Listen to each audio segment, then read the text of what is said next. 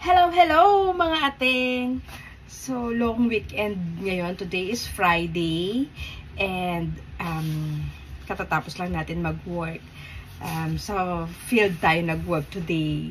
And then, dahil kanina meron ako nakitang overripe na banana dito. So, kesa mabulok siya, gawin nating merienda for tomorrow. So, ganito ang outfitan ng lola mo kasi magbe-bake tayo ng banana cake. So, eto na, nakapag-prepare na ako. So, meron na ako nakasalang doon ng isa. So, wait lang, tignan natin. Ayan na siya. Hindi ko siya nalagyan ng chocolate sa ibabaw, pero maraming chocolate yan sa loob niya. Yung isa lalagyan natin.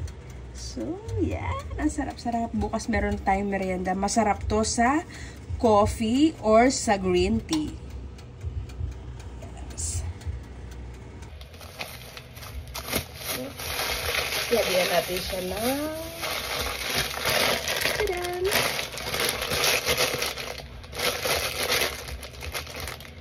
Lagyan natin siya ng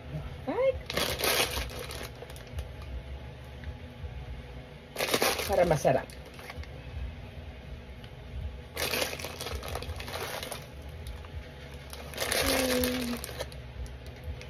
Bukas ng morning, masarap na to.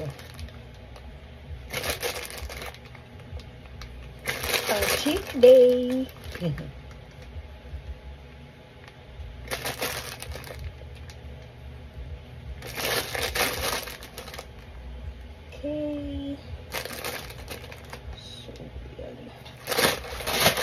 Tapos tatabiin na natin siya. Hindi ko siya nilalagay sa ref para hindi siya mag-moist or lumambot pag nilabas mo. So, nakaganyan lang siya. Lalagay ko siya sa container. Meron pang laman, kaya lang hindi ko pa nagagawa. Dahil puno pa. So, ipa-plastic muna natin siya ng maayos. Okay. Chef for today's video ang ating lola ngayon.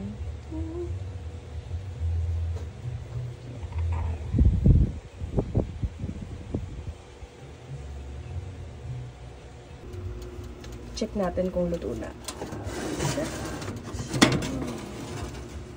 Yun. Luto na siya. Ang next na sasalang.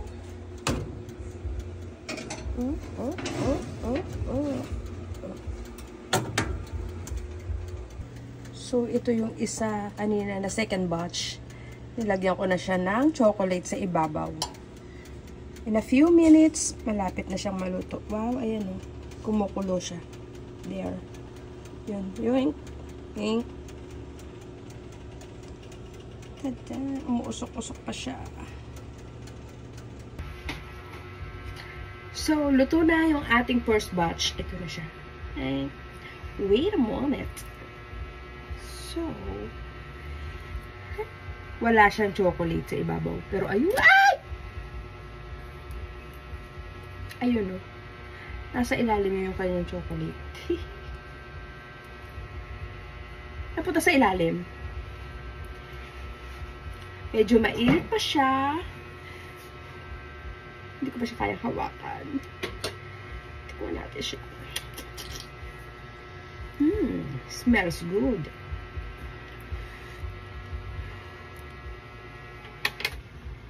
Tikman natin siya, tikman natin siya. At dahil hindi tayo makapaghintay.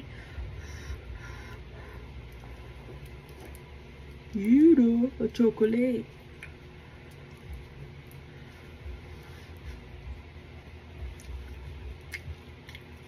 Yummy.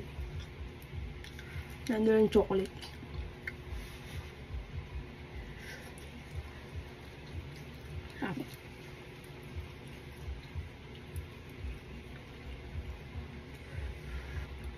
Coffee please. Coffee please.